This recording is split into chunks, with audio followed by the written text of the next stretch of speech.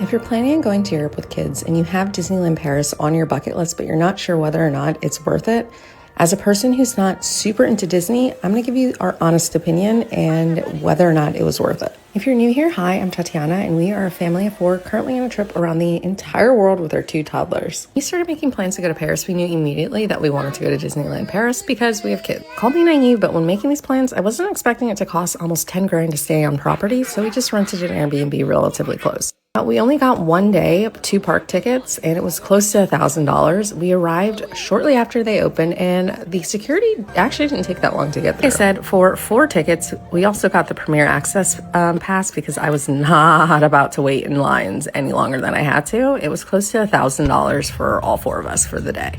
To be fair, my expectations for Disneyland Paris were relatively low, and to be honest, everything Disney, my expectations are low. I thought it was going to be all like European-inspired Disney characters, but to our surprise, they had a good blend of both American and regular European characters.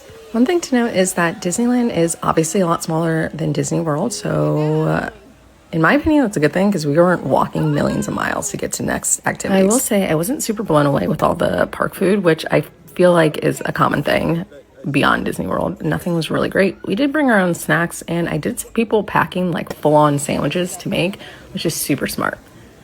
Something else I was worried about when going to Disneyland Paris was whether or not they would translate the rides to English, which they did. Every single ride we went on was also translated into English, and it wasn't just in French. Now, my kids aren't into the character meetups, but they do offer bilingual characters, so they speak both French and English, so that's really nice. Now, if you're wondering if that Premier Access saved us from the tantrums while waiting, it absolutely did not. I honestly can't even believe people pay to sit and hear their kid whine for hours on end. It blows my mind.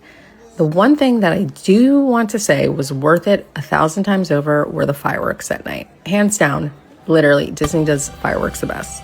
At the end of a very long day, in my opinion, was it worth it? Yes, because it is an experience the first time in Disney in Paris. But would I do it again? Absolutely not.